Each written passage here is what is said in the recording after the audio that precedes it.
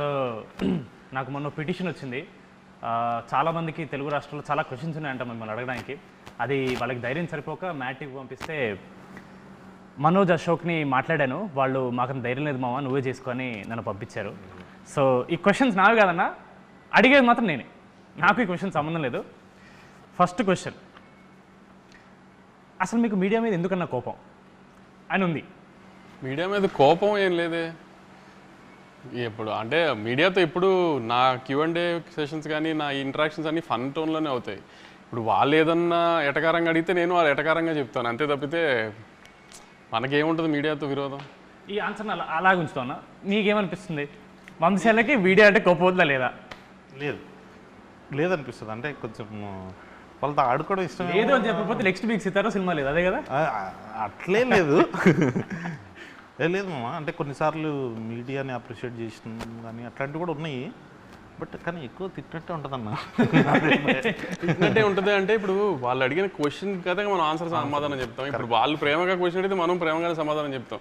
వాళ్ళు ఏదన్నా వెరైటీగా అడిగారు అనుకో, మనం అలా వెరైటీగా చెప్పకపోతే అనవసరంగా మనం వాళ్ళకి దొరికినట్టు అవుతుంది. యాక్సెప్ట్ చేసినట్టు. ఇది నా క్వశ్చన్ కూడా అన్న, చాలా పర్సనల్ ఇంట్రెస్ట్ ఉంది.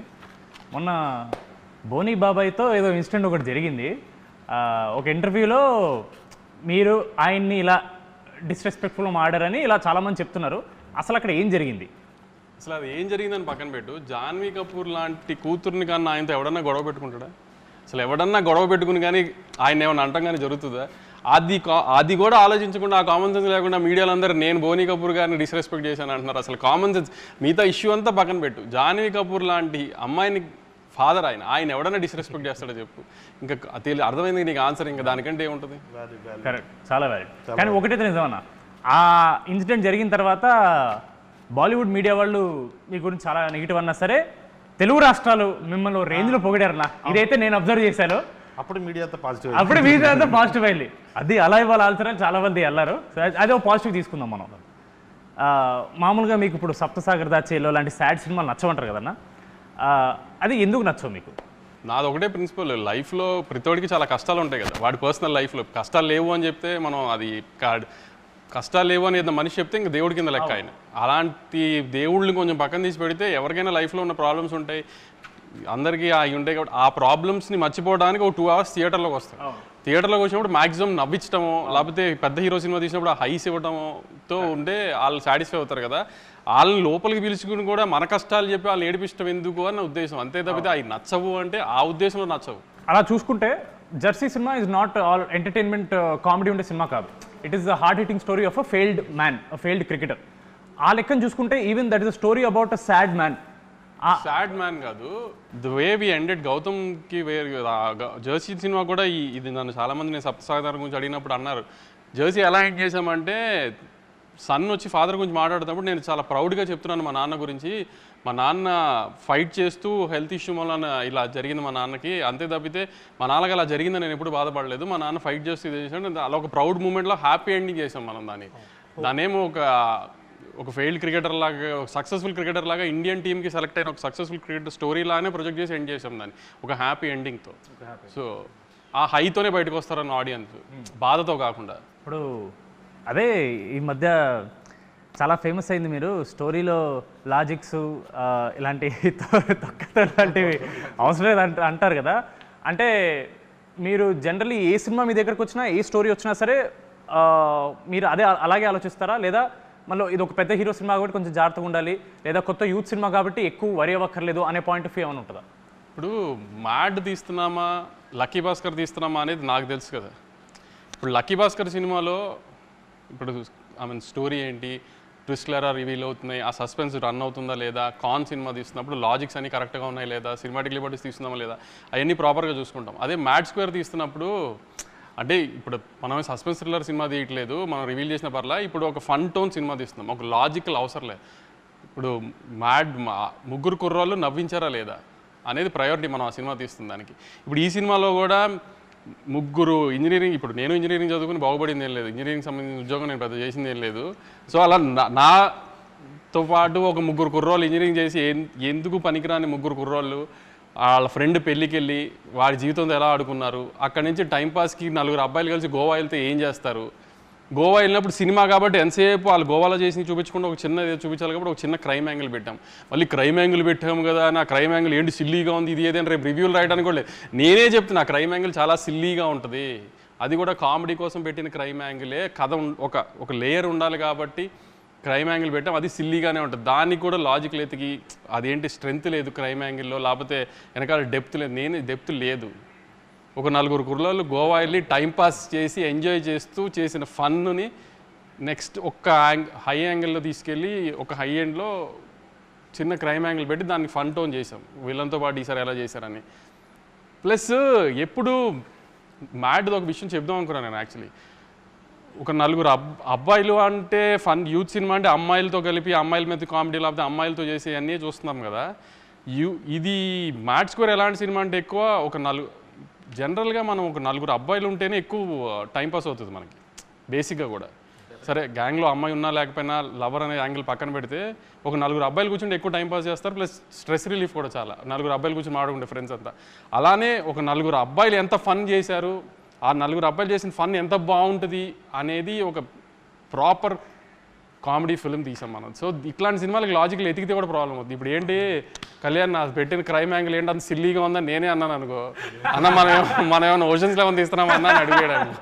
అదే మన క్రికెట్ ఆడడానికి గ్రౌండ్ కావాలంతే. అదే ఇంకో క్వశ్చన్ ఉంది. ఇప్పుడు వంశీ అన్న ఒక ప్రొడ్యూసర్ పాయింట్ ఆఫ్ వ్యూ చెప్పారు, ఆయన్ని ఇబ్బంది పెడుతున్నా కానీ మిమ్మల్ని కూడా ఇబ్బంది పెడతా.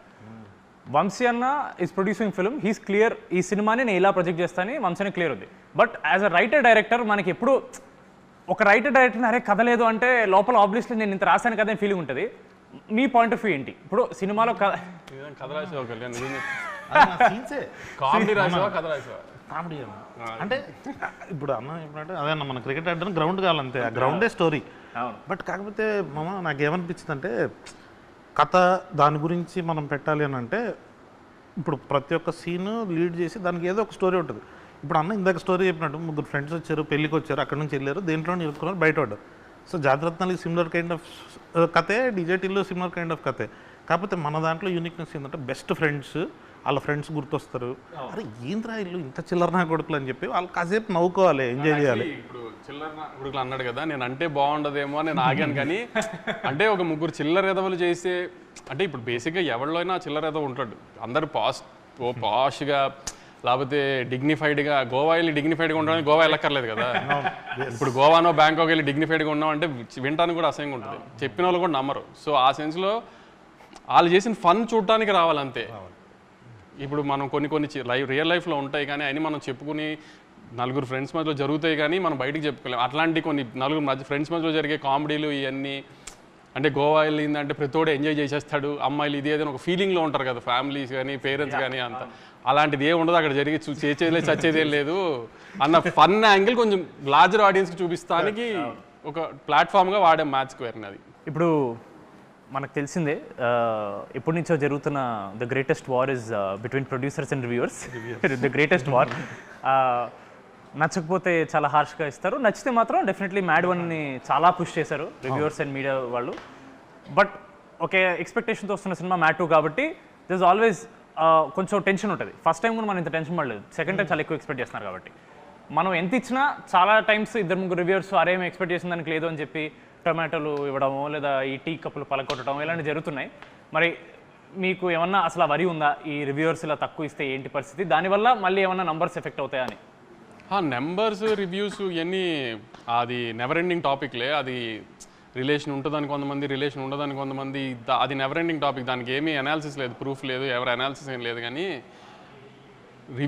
మ్యాడ్ స్క్వేర్ని రివ్యూ చేయడానికి నేను వాళ్ళని రిక్వెస్ట్ చేసేది ఒకటే, నవ్వు వచ్చిందా లేదా.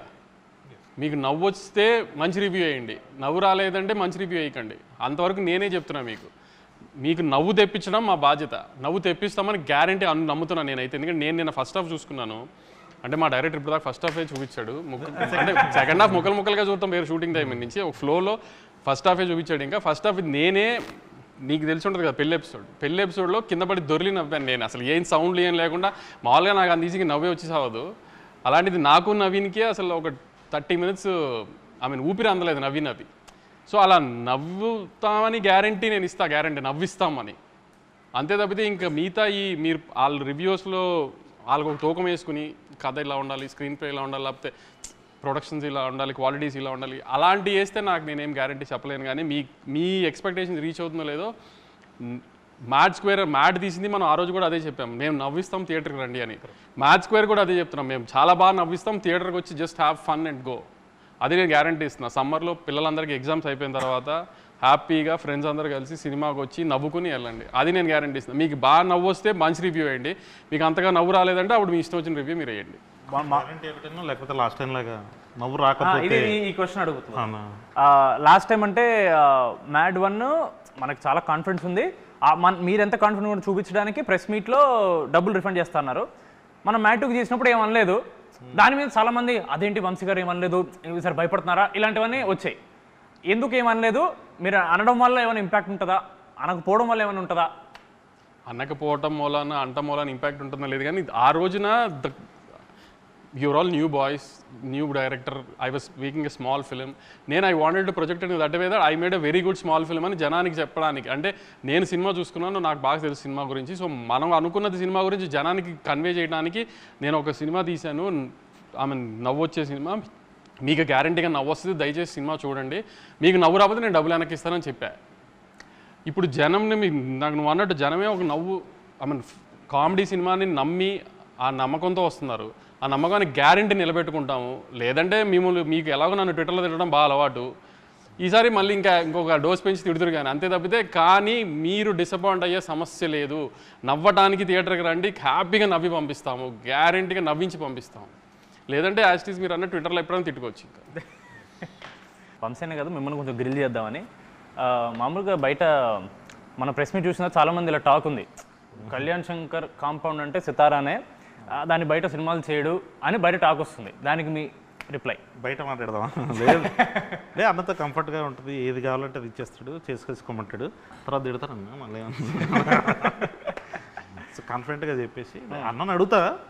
అంటే అన్నను అడిగినా చిన్నబాబు సార్ ఉంటారు కదా అక్కడ, పెద్ద బాస్, బిగ్ బాస్ ఉంటారు, ఆయన డిసైడ్ చేస్తారు నెక్స్ట్ ఏం చేయాలి ఏంటని. కంఫర్టబుల్గా ఉంది మామ, అంటే ఏం కావాలంటే అది చేయొచ్చు అన్నప్పుడు. సితారా అంటే ఎక్కువ మీ పేరు పడుతుంది, but even Chinna Babu garu is one of the back bones for Sithara, just like for Haarika Hassine. ఒక స్టోరీ వచ్చి ఒకవేళ అది మీకు నచ్చి సార్కి నచ్చకపోయినా, సార్కి నచ్చి మీకు నచ్చకపోయినా, ఆ ఫైనల్ డెసిషన్ అనేది ఎవరు తీసుకుంటారు, లేదా మీరిద్దరు ఎలా డిస్కస్ చేసుకుంటారు? ఒక స్టోరీని వచ్చినప్పుడు మీరు కాల్ చేసి ఇలా బాబాయ్ ఇలా స్టోరీ వచ్చింది బాగుంది అని అలా డిస్కషన్ ఏం జరుగుతుంటుందా? అంటే ఎప్పుడంతే, ఇప్పుడు కళ్యాణ్ ఫస్ట్ వచ్చి కలిసినప్పుడు వేరే కథ చెప్పాడు, సినిమా కథ, అది తీద్దాం అనుకున్నాం, అది కొంచెం డిలే అయిందని. కాలేజ్ పిల్లల సినిమా చేద్దాం అంటే సరే చేసేద్దాం, ఒకసారి ఐడియాగా చెప్పాడు, ఐడియా బాగుంది, బాబాయ్కి వెళ్ళి చెప్పి బాబాయ్ ఓకే అని కూడా చేసేద్దాం, అయిపోయింది అంతే. So simple process. ఏదన్నా ముందు నేను వింటే ఆయన తర్వాత విన్నా, లేదా నువ్వు వింటే కాన్ఫిడెంట్గా ఉంటే వెళ్ళిపోవాలి, లేదా ఇట్లాంటి సినిమాలు ఆయన జడ్జ్మెంట్ బెటర్గా ఉంటుంది అనుకుంటే ఆయనకే పంపించేస్తా. సో ఆయనే ముందు డెసిషన్ తీసేసుకుంటారు, తీసుకుందామా లేదా అని. ఒకవేళ డిసగ్రిమెంట్ అయితే ఆపిన సినిమాలు కూడా ఉన్నాయి. ఓకే, ఇప్పుడు ఫస్ట్ టిల్లు వచ్చింది, దాంతో టిల్లు స్క్వేర్ అని, ఈ సీక్వెల్స్కి కొత్త టైటిల్ లాగా టిల్లు 2 కాకుండా టిల్లు స్క్వేర్ అని కొత్త ఒక ఐడియా వచ్చింది. దాని తర్వాత we followed the same sentiment for mad square.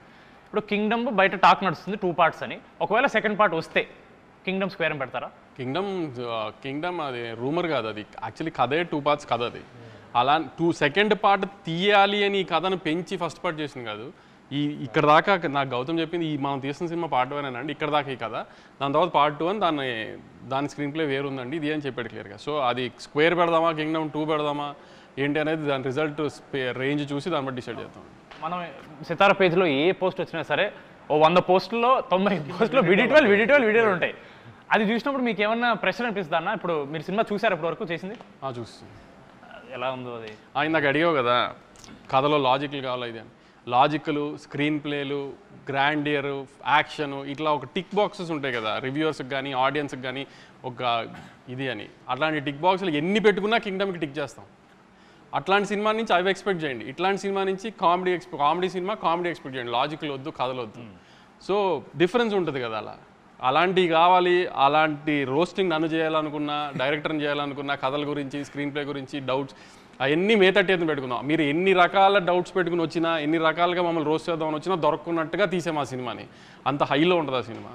So అట్లాంటి డిస్కషన్స్ అప్పుడు పెట్టుకోవచ్చు. ఇప్పుడైతే నవ్వుకుంటానికి రండి, నవ్వించి పంపించే గ్యారంటీ మాది. అది షార్ట్గా చెప్తున్నాం మళ్ళీ. అది సితారాలో వంశీ గారు ఇలా పర్టికులర్గా ఓన్లీ పెద్ద హీరోలతో చేస్తారనే క్లియర్గా మిత్ బ్రేక్ అయిపోయింది. కొత్త కొత్త హీరోలు వస్తున్నారు, కొత్త కొత్త హీరోయిన్స్ వస్తున్నారు, డైరెక్టర్స్ వస్తున్నారు. ఇప్పుడు నాగవంశీ అనే అతను does he work on combinations or does he work on కథ నమ్మితే వెళ్ళిపోవడమా, లేదా కాంబినేషన్ వర్కౌట్ అవుతుందని నమ్మి వెళ్ళిపోతారా సితారా? కొన్ని మాస్ పెద్ద కమర్షియల్ హీరోల్ది వి ట్రస్ట్ ద కాంబినేషన్స్. దాని తర్వాత ఏదన్నా కంటెంట్ని నమ్ముకుని వెళ్ళటమే. ఈ లాస్ట్ 2 yearsలో అన్ని కంటెంట్ నమ్ముకుని వెళ్ళినాయే కదా అన్నీ. Even when we made mass film like Daaku Maharaj also content మీద, మేకింగ్ మీద, టెక్నికల్ వాల్యూస్ మీద ఎక్కువ స్ట్రెస్ చేసాం. సో ఏదన్నా ఈరోజు తెలుసు కదా రోస్టింగ్ ఎలా ఉంటుందో ట్విట్టర్లో, అందుకని ఆటల్లో ఎంత జాగ్రత్తగా ఉంటే అంత బెటర్ అనేది ట్రై చేస్తున్నాం. అప్కమింగ్ డైరెక్టర్స్లో మీకు ఇప్పుడు you keep watching all content అన్న, అదే మాకు తెలుసు మీరు వెబ్ సిరీస్ కానీ సినిమా కానీ వెబ్ ఫిల్మ్ అన్నీ చూస్తారు. అప్కమింగ్ డైరెక్టర్స్లో if you have to pick 3, నాకు వీళ్ళు ఎంత నచ్చారంటే కథ ఏంటో వినకుండా నేను సినిమా ఓకే చేస్తాననే కాన్ఫిడెన్స్ క్రియేట్ చేసిన ఒక 3 డైరెక్టర్ పేరు. మనతో పనిచేసిన వాళ్ళ బయట వాళ్ళ? కొత్త వాళ్ళు అన్న, మనతో ఇంకా పనిచేయని వాళ్ళు. ఆదిత్య వెరీ ప్రామిసింగ్ కథ నేను విన్నాను. Aditya very promising. ఆమె కొత్త డైరెక్టర్ కాదు కానీ ఆమె అనుదీప్ సినిమా మాత్రం this time audience will be surprise. Usually Anudeep సినిమా ప్రిన్స్ కొంచెం సరిగా అనుకున్న రేంజ్లో ఆడపోవడం వలన అనుదీప్ దాని తర్వాత కొంచెం గ్యాప్ వచ్చింది. కానీ అనుదీప్ సినిమా రిలీజ్ అయిన తర్వాత మాత్రం trade and audience will be surprised. బయటది నేను అంతగా ఇంకా ఏం అనిపించలేదు, కానీ మన కాంపౌండ్లో ఇంకా వర్క్ చేయాల్సిన సినిమా, రిలీజ్ అవ్వాల్సిన సినిమాలో మాత్రం మీరు Aditya will be a surprise and Anudeep's next film will be a surprise. అదేనా ఇప్పుడు జనరల్గా పోయిన 2-3 ఫెస్టివల్స్కి మీకు ఆపోజిట్గా కొన్ని సింపతి కార్డ్స్ వర్కౌట్ అయ్యాయని చాలామంది ఇలా మీడియాలో అడిగారు మిమ్మల్ని. దానికి మీరు అవన్నీ మీరు పట్టించుకున్నారు. బట్ ఏమన్నా మనం కంపారిటివ్లీ మనది ఆబ్వియస్లీ అంత పెద్ద సినిమా కాదు, వేరే సినిమాలు కంపేర్ చేస్తే మనం ఏమైనా అలా సింపతి కార్డ్ ఏమైనా వాడుకోవచ్చు? అంటే ఈసారి యాక్చువల్లీ నేను అనుకున్నా ఏదైనా సింపతి కార్డ్ ట్రై చేద్దామని. నిన్న మొన్న నీకు చూసావో లేదో కానీ మా రవణ మైత్రి రవణ విజయవాడ వెళ్ళి మా సినిమా చూడండి, మా సినిమానే చూడండి అని చెప్పాడు. చూసారా మా మైత్రి రవణ ఎంత అన్యాయం చేశాడు మాకు, మా సినిమా చూడొద్దు అని చెప్పాడు, వాళ్ళ సినిమాని చూడమన్నాడు. మీరందరూ ఇది కొంచెం సీరియస్గా తీసుకుని మా చిన్న సినిమాని ఆయన తొక్కేయకుండా మా సినిమా కూడా చూడాలని అని కోరుకుంటున్నాను నేను. కొంచెం దీనికి ఏమైనా సింపతి జనరేట్ అవుతుందేమో చూడండి. కొన్ని దిస్ ఆర్ దట్ అనే ర్యాపిడ్ ఫైర్ అనుకున్నాను. దాని ముందు నెల్సన్ గారిది, ఎన్టీఆర్ గారిది అని ఏదో బజ్ నడుస్తుంది, దాని గురించి ఏమన్నా? ఈ సినిమాలో తారకన్న బామర్ది హీరోనే కదా, తను అడగండి ఒకసారి అయ్యిందా లేదా అని తనకు తెలుస్తుంది కదా. నేను ఇప్పుడే ఫోన్ చేసి అనుకుంటాను. దిస్ ఆర్ దట్ అన్న మీరు చూస్ చేయాలి, గౌతమ్ తిన్నూరి ఆర్ వెంకీ అట్లూరి. ఇది ఒకసారి అడిగారు. వెంకీతో ప్రొఫెషనల్ రిలేషన్షిప్ కన్నా పర్సనల్ రిలేషన్షిప్ చాలా ఎక్కువ. సరే సినిమాలు జరుగుతూ ఉంటే అది ప్రొఫెషనల్గా ఆ రిలేషన్ వేరు. గౌతమ్ ఏంటంటే అంత పర్సనల్ లైఫ్లోకి తను అంత ఉండదు, తను అంత ఈజీగా ఎవరిని అలా తన లైఫ్ తను చాలా క్లోజ్డ్ డోర్స్లో ఉంటాడు. సో ఆ ప్రొఫెషనల్ రిలేషన్ చాలా ఎక్కువ. అంటే గౌతమ్ ఎలాంటి అంటే అసలు ఇక ప్రపంచం తలగిందులైనా మనం ఏదైనా చెప్తే విండు, అలాంటిది ఎంతో కొంచెం మేమేదైనా అడిగితే వింటాడు. అంతవరకు గౌతమ్ రెస్పెక్ట్ ఇస్తాడు. ఇప్పుడు సితారా 50th ప్రొడక్షన్ చేస్తుంది. 50th అనుకోవాలి చేస్తుంది అనుకోండి. You have to choose only 1 hero, NTR గారా పవన్ కళ్యాణ్ గారా? ఇంకా కళ్యాణ్ గారు నెక్స్ట్ పెద్ద పొజిషన్స్కి పాలిటిక్స్లో వెళ్ళాలని కోరుకోవాలి, కానీ మనం ఆయనతో సినిమా చేయాలని కోరుకోకూడదు. ఆయన మనకి రాష్ట్రానికి ఏం చేస్తారు, నెక్స్ట్ దేశానికి ఏం చేస్తారని కోరుకోవాలి మనం. ఆయన ఆ పొజిషన్కి వెళ్ళిపోయారు కాబట్టి 50th సినిమా అంటూ సితారాలో మనం యాజ్ ఎర్లీ యాజ్ పాసిబుల్ జరిగితే అది ఎప్పుడైనా తారకన్నే అని కోరుకుంటాను. చాలా చాకచక్యంగా కవర్స్ మించి ఒక డ్రైవ్ కొట్టిన నాగవంశీ గారు చాలా బాగా ఎస్కేప్ అయ్యారు ఆన్సర్, సేఫ్ ఆన్సర్ చెప్పి. Tillu Square or Mad Square? Tillu Square or Mad Square? అసలు యాక్చువల్లీ ఈ రెండిట్లో ఏదైనా సెలెక్ట్ చేయడం కంటే నిన్న నేను కళ్యాణ్ కూర్చొని డిస్కషన్ చేస్తున్నాము, మీ ముగ్గురిని సిద్ధుని ఒక సినిమాలోకి ఎలా తీసుకురావాలని. అది టిల్లు క్యూబ్ చేద్దామా, మ్యాడ్ 3 చేద్దామా ఏంటి అనేది డిస్కషన్లో ఉంది. అది సో ఈ 2 కాదు, వస్తే అది Siddhu Jonnalagadda or Naveen Polishetty? Siddhu. Why not Naveen Polishetty? Siddhu is our boy, Naveen is our hero. There is a lot of difference. Mad బాయ్స్లో మీ ఫేవరెట్? మ్యాడ్ బాయ్స్లో నా ఫేవరెట్ కళ్యాణ్. అయ్యో మళ్ళీ చాకచక్యంగా కవర్స్ మించి ఒక డ్రైవ్. ముగ్గురులో MAD మనోజ్, అశోక్, దామోదర్, నితిన్, రామ్, సంగీత్, ఈ ముగ్గురులో మీ ఫేవరెట్? రామ్ నితిన్. కనీసం అన్నీ పిక్ చేశారు ఇప్పుడు కదా, అది నీ చాయిసే కదా. సంగీత్ నా అవును, నేను నితిన్ బ్రో నితిన్ బ్రో మీరు అడిగింది. హారిక గారు చెప్పారు నాకు. తర్వాత వంశాన్ని మాట్లాడి అవును కలుద్దాం అని చెప్పేసి వెళ్ళారు. అంటే నితిన్ మామ చేస్తాడని ఇప్పుడు అనుకున్నాను. నేను నారాయణ నితిన్ అంటే తారకన్న కోసం అన్నాను అంటారు. నేనున్నాను కూడా ఇక్కడ ముందున్నాను అంటారు. అలా వైకుంఠపురం ఆర్ అరవింద్ సమేత? అలా వైకుంఠపురం అరవింద్ సమేత అంటే నా కూతురా మా అమ్మని అడిగినట్టు ఉంది ఇది నాకు. అలాంటి వాటికి ఆన్సర్స్ ఏం లేవు. ఇది పర్లేదు, మీరు ఆన్సర్ చెప్పొచ్చు. పుష్ప 2 ఆర్ బాహుబలి 2? ఇది కూడా టఫ్ క్వశ్చన్. టఫ్ క్వశ్చన్ అంటే ఏం లేదు, అలానేం లేదు. పుష్ప 2 వి రూటెడ్ ఫర్ పుష్ప 2 ఎక్కువ, ఎందుకంటే ఇండియాలో కైండ్ ఆఫ్ ఇది అది అని. బాహుబలి టైంకి మనకింత సోషల్ మీడియా ఇది లేదు, సో మనం దాని ఎఫెక్ట్ తర్వాత రాజమౌళి గారు వేసిన ప్లాట్ఫామ్ అంతా తర్వాత అందరం ఎంజాయ్ చేస్తున్నాం, కానీ అప్పుడు అంత ఇది లేదు. కానీ we rooted for Pushpa 2 lot. Pushpa 2 హిందీలో బాగా చేయాలి, సో ఐ మీన్ వాళ్ళు పెద్ద పెద్ద హీరోలు చేసిన రికార్డ్స్ అని బ్రేక్ చేయాలని we all rooted for it. కాబట్టి ఎంతో కొంత కొంచెం పుష్ప మీద ప్రేమ ఎక్కువ. ఇంటర్వ్యూ ముగించే ముందు ఇప్పుడు అడిగినవన్నీ బయట వాళ్ళ క్వశ్చన్స్. ఇప్పుడు చాలామందికి నాగవంశీ గారు పర్సనల్ లైఫ్ గురించి ఎక్కువ తెలియదు. మన పాడ్కాస్ట్ చేసినా సరే చాలా వరకు అక్కడ కూడా మంచి వాల్స్ కట్టేసి మీకు కన్వీనియంట్ ఆన్సర్స్ కొన్ని ఇచ్చారు. ఇప్పుడు మ్యాడ్ అనేది complete youth film. First part మొత్తం కాలేజ్, చిచోరి పనులు, అమ్మాయిలు. మీ లైఫ్లో, మీ కాలేజ్ లైఫ్లో ఒక లవ్ స్టోరీ, చిచోరి పనులు ఏమన్నా ఉన్నాయా? చివరి పనులు అంటే ఏం లేదు, చెప్పాను కదా పెద్ద చదివింది ఏం లేదు కాలేజ్లో కూడా. ఆ 60% 65% రావడానికి టైం పట్టింది చాలా. ప్లస్ గొడవలు అంటే ఎప్పుడు ఫస్ట్ నా పేరే ఉండేది. ఐ మీన్ అవుట్ స్పోకెన్ అని ప్రిన్సిపల్ దగ్గరికి వెళ్ళాలన్నా ఏదైనా పర్మిషన్లకి అన్నిటికీ నన్నే వాడేవారు. ఇంకా ఇంజనీరింగ్ కాలేజీలో అంటే అమ్మాయిలు ఇవన్నీ ఉంటుంది కదా, జూనియర్లు అమ్మాయిలు బాగుంటారని ఇది అని అదని ఇవన్నీ జరుగుతూనే ఉండేవి. లవ్ స్టోరీలు అంటూ పెద్ద. నాని అన్న మీరు ఒకే కాలేజ్, స్కూల్ ఒకటే స్కూల్ చదివారు. మీ ఇద్దరు ఎప్పుడన్నా చిల్ అయ్యారన్నా స్కూల్ ఏజ్? లేదు లేదు లేదు అసలు. మీకు ఆయనతో ఏం మెమరీ లేదు స్కూల్లో? పెద్ద లేదు మెమరీ. మీకు తెలుసా అన్న నాని? సేమ్ సెక్షనే ఇద్దరం, అంటే పెద్ద మెమరీస్ ఏముంటాయి స్కూల్లో చదువుకునేప్పుడు. సో మ్యాడ్కి థియేటర్కి వచ్చినప్పుడు ఏం ఎక్స్పెక్ట్ చేయాలి అని ఒక final words. We promise we deliver, అంతే. అన్నది ఏమంటే మేము కామెడీని ఇస్తామని ప్రామిస్ చేస్తున్నాం. కామెడీ రాకపోతే అప్పుడు మాట్లాడదాం కంపల్సరీ. కామెడీ రాకపోతే మాట్లాడేది లేదు, కామెడీ వస్తుంది డెఫినెట్గా.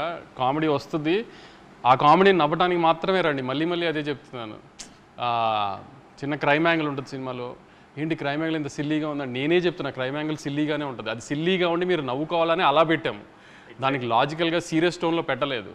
ఇప్పుడు మనం ఏమీ రక్త చరిత్ర లాంటి తీయట్లేదు క్రైమ్ యాంగిల్ సీరియస్గా పెట్టడానికి. సో మనం సిల్లీగా ఉండాలనే సిల్లీ క్రైమ్ యాంగిలే పెట్టాము. అది సిల్లీగా ఉంటుంది అని, అంత సిల్లీగా ఉంది అంటారని కూడా నవ్వుకుంటారు కూడా. ఎందుకంటే మధ్యలో ఇండియానికి ఎవరు కనుక్కున్నారు, అమెరికాని ఎవరు కనుక్కున్నారు అని కూడా చెప్పాడు మొత్తానికి. సో అలాంటివి కూడా, అలాంటి చిన్న చిన్న సిల్లీవి కూడా ఉన్నాయి. అవన్నీ చూసి నవ్వుకోండి అంతే, లాజిక్లు ఎతకండి. మీరు నవ్వించే గ్యారంటీ మాది. దయచేసి థియేటర్స్కి వచ్చి నవ్వుకోండి సమ్మర్లో. జనాలు ఎవరో నవ్వుకుంటారు.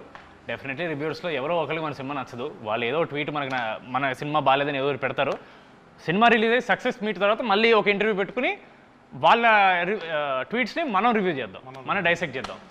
అప్పటి వరకు March 28th mad square, only in theatres. మీరు ఒకసారి చెప్పండి. March 28th mad square. ఇప్పుడు దాకా నేను అదేగా చెప్తాను. ఏంటి చెప్పండి అన్న ఒకసారి. March 28th మ్యాడ్ స్క్వేర్ తప్పకుండా థియేటర్లో చూడండి. మా మైత్రి రవి గారు చెప్పినట్టు ఓన్లీ రాబిన్హుడ్ చూడకుండా మా సినిమా కూడా చూసి మా మీద చిన్న పిల్లలతో ఏదో సినిమా తీసాం, మా మీద జాలి చూపిస్తారని కోరుకుంటున్నాను. Thank you.